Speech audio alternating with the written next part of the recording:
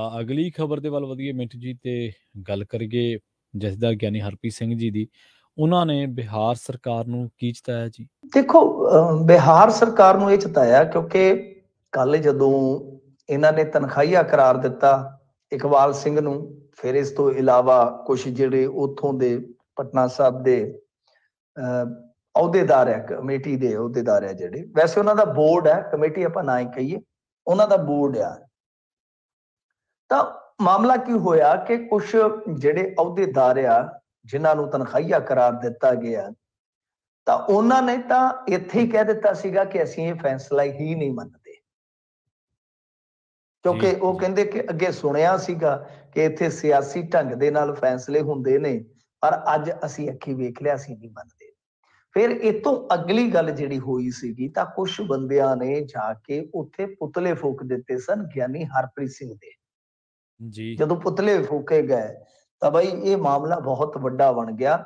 ਅੱਜ ਵੀ ਉੱਥੇ ਖਿੱਚਤਾਨ ਰਹੀ ਆ, ਤੇ ਅੱਜ ਜਥੇਦਾਰ ਜੀ ਨੇ ਜਿਹੜੀ ਗੱਲ ਕਹੀ ਆ ਉਹ ਇਸੇ ਸੰਦਰਭ ਚ ਕਹੀ ਆ ਕਿ ਉੱਥੇ ਹੁੱਲੜਬਾਜ਼ੀ ਹੋ ਰਹੀ ਆ, ਮਤਲਬ ਕਿ ਪ੍ਰਦਰਸ਼ਨ ਹੋ ਰਹੇ ਆ ਨਾ, ਪ੍ਰਦਰਸ਼ਨ ਹੋ ਰਿਹਾ। ਕਿਉਂਕਿ ਇਕਬਾਲ ਸਿੰਘ, ਜੇ ਤੁਹਾਨੂੰ ਮੈਂ ਦੱਸਾਂ ਇਕਬਾਲ ਸਿੰਘ ਦਾ, ਤਾਂ ਇਕਬਾਲ ਸਿੰਘ ਜੋ ਮਰਜ਼ੀ ਆ, ਕਿਸੇ ਕਹਾਣੀਆਂ ਤੇ ਤੁਸੀਂ ਸੁਣੀਆਂ, ਪਰ ਇਹ ਆ ਕਿ ਇਕਬਾਲ ਸਿੰਘ ਦਾ ਉੱਥੇ ਇੱਕ ਧੜਾ ਹੈ ਜਿਹੜਾ ਉਹ ਬੜਾ ਜ਼ਿਆਦਾ ਤਾਕਤਵਰ ਧੜਾ ਹੈ।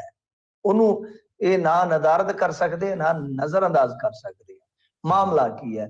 ਮਾਮਲਾ ਹੁਣ ਇਹ ਆ ਕਿ ਦੇਖੋ, ਜਿਹੜੇ ਤੇ ਇੱਕ ਅਗਲਾ ਕਰਦੇ ਆ ਨਾ ਕਿ ਬਈ ਮਤਲਬ ਕਿ ਇਹ ਹੋ ਗਿਆ ਉਹ ਹੋ ਗਿਆ, ਇਹਦੇ ਤੋਂ ਹਟ ਕੇ ਜੇ ਆਪਾਂ ਦੇਖੀਏ, ਜਦੋਂ 2000 ਦੇ ਵਿੱਚ ਜਦੋਂ ਮਾਨ ਸਿੰਘ ਜੀ ਚਲਾਣਾ ਕਰ ਗਏ, ਤਾਂ ਉਸ ਵੇਲੇ ਵੀ ਪ੍ਰਵੀਨ ਜੀ ਮਤਲਬ ਕਿ ਉਧਰੋਂ ਅੰਤਮ ਅਰਦਾਸ ਹੋ ਰਹੀ ਸੀ, ਤੇ ਉਦੋਂ ਨਿਯਮ ਕਾਇਦੇ ਦੇ ਮੁਤਾਬਕ ਜਿਹੜੇ ਹੈਡ ਗ੍ਰੰਥੀ ਸਨ, ਜਦੋਂ ਉਹਨਾਂ ਨੂੰ ਸਾਰਾ ਕੁਝ ਸੌਂਪਿਆ ਗਿਆ, ਤਾਂ ਫਿਰ ਹੋਇਆ ਕੀ ਸੀਗਾ, ਉਸ ਵੇਲੇ ਵੀ ਰੌਲਾ ਪਿਆ। ਰੌਲਾ ਇਉਂ ਪਿਆ ਕਿ ਆਪਸ ਦੇ ਵਿੱਚ ਝਗੜਾ ਹੋਇਆ, ਮਤਲਬ ਕਿ ਬਹੁਤ ਵੱਡਾ, ਕਿਉਂਕਿ ਉਸ ਟਾਈਮ ਜਿਹੜੇ ਉਪ ਹੈਡ ਗ੍ਰੰਥੀ ਸਨ ਤਾਂ ਉਹ ਸਨ ਇਕਬਾਲ ਸਿੰਘ, ਇਹ ਜਰ ਨਹੀਂ ਪਾਏ। ਉਦੋਂ ਵੀ ਰੌਲਾ, ਯਾਨੀ ਅੱਜ ਤੋਂ 22-23 ਸਾਲ ਪਹਿਲਾਂ ਵੀ ਅਸੀਂ ਰੌਲਾ ਸੁਣਿਆ, ਅਖਬਾਰਾਂ ਦੇ ਵਿੱਚ ਪੜ੍ਹਿਆ, ਮਤਲਬ ਕਿ ਬਥੇਰਾ ਕੁਛ ਹੋਇਆ। ਤੇ ਹੁਣ ਅੱਜ ਤੁਸੀਂ ਦੇਖ ਲਓ 23 ਸਾਲਾਂ ਬਾਅਦ ਫਿਰ ਉਹੀ ਰੌਲਾ। ਇਹਦਾ ਮਤਲਬ ਕਿ ਗਿਆਨੀ ਇਕਬਾਲ ਸਿੰਘ ਉਦੋਂ ਤੋਂ ਹੀ ਤਾਕਤ ਫੜਦੇ ਫੜਦੇ ਤੁਰੇ ਆਉਂਦੇ ਸਨ। ਦੂਜੀ ਗੱਲ ਕਿ ਫਿਰ ਜਦੋਂ ਵਿਚਾਲੇ ਜੇ ਸ਼ਾਇਦ ਲਾ ਲਓ ਕਿ ਅੱਜ ਤੋਂ ਕੋਈ 9-10 ਸਾਲ ਪਹਿਲਾਂ ਦੀ ਗੱਲ ਹੋਣੀ ਆ, ਉਦੋਂ ਵੀ ਜਦੋਂ ਪ੍ਰਤਾਪ ਸਿੰਘ ਹੋਰੀ ਜਿਹੜੇ ਸੀਗੇ, ਜਦੋਂ ਉਹਨਾਂ ਨੂੰ ਸੇਵਾ ਸੌਂਪੀ ਗਈ ਗਿਆਨੀ ਪ੍ਰਤਾਪ ਸਿੰਘ ਹੋਰਾਂ ਨੂੰ, ਤਾਂ ਉਸ ਵੇਲੇ ਵੀ ਇਕਬਾਲ ਸਿੰਘ ਦੇ ਮੁੰਡੇ ਨੇ, ਜਦੋਂ ਸਾਰਾ ਕੁਝ ਹੋ ਰਿਹਾ ਸੀਗਾ, ਤਾਂ ਇਕਬਾਲ ਸਿੰਘ ਦੇ ਮੁੰਡੇ ਨੇ ਤੇ ਇਕਬਾਲ ਸਿੰਘ ਹੋਰਾਂ ਨੇ ਨਾਲ ਹੋਰ ਸਾਥੀਆਂ ਸਮੇਤ ਆ ਕੇ ਉੱਥੇ ਜਦੋਂ ਹੁੜਦੰਗ ਕੀਤਾ, ਤੇ ਉਦੋਂ ਬਾਅਦ ਫਿਰ ਪੱਗਾਂ ਲੈ ਗਈਆਂ ਸਨ, ਪੱਗਾਂ ਲੈ ਗਈਆਂ ਸੀਗੀਆਂ। ਤਾਂ ਮਤਲਬ ਜੇ ਤੁਸੀਂ ਨਿਯਮਾਵਲੀ ਦੇਖੋਗੇ, ਇੱਕ ਇੰਟਰਸਟਿੰਗ ਫੈਕਟ ਤੁਹਾਨੂੰ ਹੋਰ ਵੀ ਦੱਸ ਦੇਣਾ ਮੈਂ ਇਸ ਬਾਬਤ, ਕਿ ਜਦੋਂ ਤੁਸੀਂ ਇਹਦੀ ਨਿਯਮਾਵਲੀ ਪੜ੍ਹੋਗੇ ਨਾ ਪ੍ਰਵੀਨ ਜੀ, ਨਿਯਮਾਵਲੀ ਦੇ ਵਿੱਚ ਜਥੇਦਾਰ ਦਾ ਉੱਥੇ ਕੋਈ ਅਹੁਦਾ ਨਹੀਂ ਹੈਗਾ, ਪਰ ਲੜਾਈ ਦੇਖੋ ਹੁਣ ਸਾਰੀ ਉਸੇ ਅਹੁਦੇ ਨੂੰ ਲੈ ਕੇ ਚੱਲ ਰਹੀ ਹੈ ਨਾ। ਕਿਉਂ? ਮੈਂ ਜਿਹੜੀ ਗੱਲ ਕਹੂੰਗਾ ਤੁਹਾਨੂੰ, ਉਹ ਗੱਲ ਜਿਹੜੀ ਆ ਔਨ ਰਿਕਾਰਡ ਵੀ ਆ ਚੁੱਕੀ ਆ। ਜਿਹੜੇ ਅਹੁਦੇਦਾਰ ਇਸ ਆਦੇਸ਼ ਨੂੰ ਮੰਨਣ ਤੋਂ ਇਨਕਾਰੀ ਨੇ, ਜਾਂ ਉਹਨਾਂ ਦੇ ਸਪੋਰਟਰ ਜਿਹੜੇ ਪ੍ਰਦਰਸ਼ਨ ਕਰ ਰਹੇ ਨੇ, ਉਹ ਕੀ ਕਹਿ ਰਹੇ ਆ? ਉਹ ਕਹਿੰਦੇ ਆ ਕਿ ਦਰਅਸਲ ਅਸਲ ਦੇ ਵਿੱਚ ਇੱਥੇ ਗੋਬਿੰਦ ਸਿੰਘ ਲੌਂਗੋਵਾਲ ਨੂੰ ਫਿੱਟ ਕੀਤਾ ਜਾਣਾ ਹੈ, ਇਹ ਸਾਰੀ ਖੇਡ ਇਸੇ ਕਰਕੇ ਹੀ ਖੇਡੀ ਜਾ ਰਹੀ ਹੈ। ਪਰੰਤੂ ਇੱਥੇ ਖੇਡ ਤਾਂ ਹੋਈ ਹੈ, ਇਹਦੇ ਵਿੱਚ ਤਾਂ ਕੋਈ ਸ਼ੱਕ ਹੀ ਨਹੀਂ ਕਿ ਸਭ ਤੋਂ ਪਹਿਲਾਂ ਇਕਬਾਲ ਸਿੰਘ ਨੂੰ ਪਾਸੇ ਕੀਤਾ ਜਾਂਦਾ, ਰਣਜੀਤ ਸਿੰਘ ਗੌਰੇ ਮਸਕੀਨ ਆ ਜਾਂਦੇ ਆ। ਰਣਜੀਤ ਸਿੰਘ ਹੋਰਾਂ ਤੇ ਦੋਸ਼ ਲੱਗਦਾ ਇਹਨਾਂ ਦੀ ਸੇਵਾ ਰੋਕ ਦਿੱਤੀ ਜਾਂਦੀ ਹੈ, ਤੇ 5 ਪਿਆਰਿਆਂ ਵੱਲੋਂ ਇਹਨਾਂ ਨੂੰ ਤਨਖਾਹੀਆ ਕਰਾਰ ਦੇ ਦਿੱਤਾ ਜਾਂਦਾ ਹੈ। ਹੁਣ ਇੱਥੇ ਵੀ ਇੱਕ ਬੜਾ ਵੱਡਾ ਸਵਾਲ ਆ ਕਿ ਜਦੋਂ ਗਿਆਨੀ ਗੁਰਬਚਨ ਸਿੰਘ ਨੂੰ 5 ਪਿਆਰਿਆਂ ਨੇ ਤਲਬ ਕੀਤਾ ਸੀ, ਉਦੋਂ ਕਹਿੰਦੇ ਕਿ ਜਥੇਦਾਰ ਤੇ 5 ਪਿਆਰੇ ਜਿਹੜੇ ਆ ਉਹ ਇਸ ਤਰ੍ਹਾਂ ਕੋਈ ਤਲਬੀ ਨਹੀਂ ਥੋਪ ਸਕਦੇ।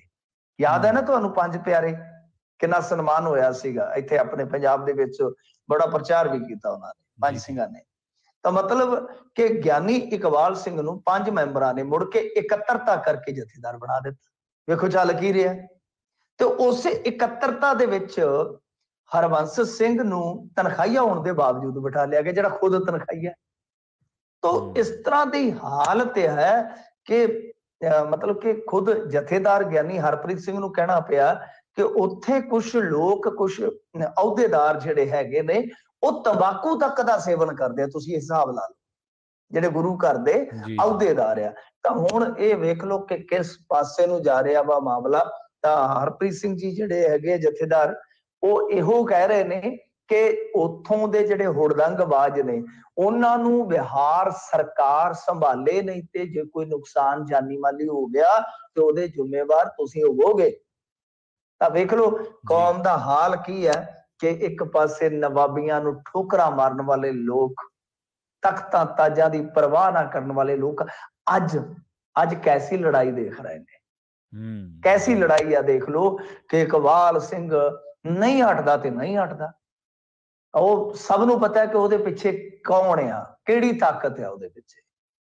ਇਸ ਕਰਕੇ ਇਹ ਜਿਨ੍ਹਾਂ ਦੇ ਵੱਡੇ ਵਡੇਰਿਆਂ ਨੇ ਤਖਤਾਂ ਤਾਜਾਂ ਨੂੰ ਠੋਕਰਾਂ ਮਾਰੀਆਂ ਅਣਖਾਂ ਵਾਸਤੇ, ਉਹ ਕੀ ਕਰ ਰਹੇ ਨੇ, ਕਿਸ ਤਰ੍ਹਾਂ ਜਲੂਸ ਕਢਵਾ ਰਹੇ ਨੇ, ਉਹਦੀ ਮਿਸਾਲ ਇਸ ਸਾਰੇ ਘਟਨਾਕ੍ਰਮ ਤੋਂ ਮੈਨੂੰ ਲੱਗਦਾ ਤੁਹਾਨੂੰ ਬਖੂਬੀ ਮਿਲ ਗਈ ਹੋਏਗੀ।